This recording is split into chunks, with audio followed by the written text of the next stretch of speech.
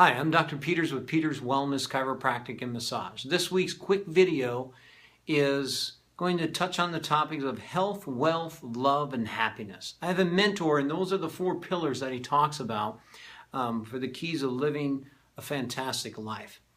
And as a chiropractor, obviously talking about health, we think about eating well, sleeping well, exercising, doing all the things that will give us a healthy life.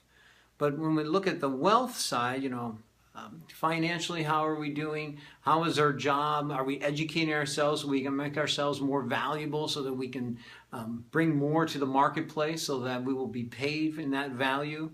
When love and relationships, thinking of, your husband or your wife or your children or your brothers and sisters, your family, even going as far as your coworkers and people that you love and care about. And happiness, well, the reality, I think with happiness, you need to have some kind of organization of the other three so that, true happiness can be there.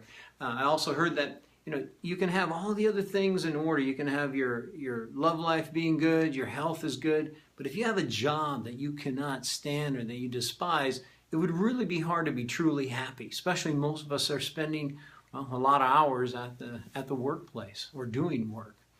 So when it comes to health-wise, chiropractically, wanting people to get care, you think about people come in and they're having shoulder pain or they're having low back pain or they're having neck pain, headaches or migraines. I mean, imagine trying to be a good mother or father when by the middle of the day you have a pounding, throbbing headache, or your shoulder is hurting so bad that you can barely put your arm up to grab the mouse, or your low back hurts, you got to get up and move around every 10 minutes, you can barely concentrate or focus on your work. The idea of what I'm able to do each day in my job is help people live fuller and happier lives, because instead of pain being their primary issue that they have to focus on, and when your health is down, your energy should go to your health. And if your finances are bad and you owe taxes and the job's on the line, you might be losing it, and you don't have enough money in retirement, you better focus on it. And if you look at your relationships, if your relationship with your husband or wife isn't good, figure it out, deal with it, hit it head on. Maybe you need counseling, maybe you need to end it, maybe you need whatever, but figure it out. And I like to ask people, people come in and the stress levels of people, and that was what made me think of today's video. I was just like, stress. I see it all day long in people that come in and they're so tense. They'll come out, they had a 30-minute massage and lay on the table like, wow, you're really stressed. Yeah, something with work, something at home, something with the family, whatever it might be.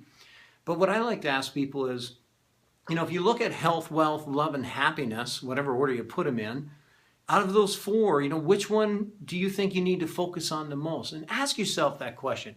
Health, wealth, love, and happiness. Which one are you the weakest in? And pick it, whichever one it is. Let's say it's love. Okay, let's say your love life just isn't the way. I'm not just necessarily talking about physical. I'm talking about emotional love, the relationships, and figure out which one. If it's love, and you need to focus there. You have the 5 love languages. There's all these different books, and I ask people, how many books have you read on love and relationships in the last 6 months? If that's the weakest area in your life, that's what you need to be reading. If finances are the weakest area in your life, pick up Tony Robbins' new book. Pick up, Rich Dad, Poor Dad, the old one. There's so much out there. Pick up Charlie. You got Charlie Munger out there. You've got there's all this information and knowledge out there. So, go on Amazon, buy a book on the area that you need help in, and make it a commitment to read up on the things where you need help in your life, and make it a rich and full life. So I just want people to really be looking at the areas of stress in their life and finding ways to help reduce that stress so you can really, truly live a life of happiness and joy. All right, thanks a lot. We'll see you next week.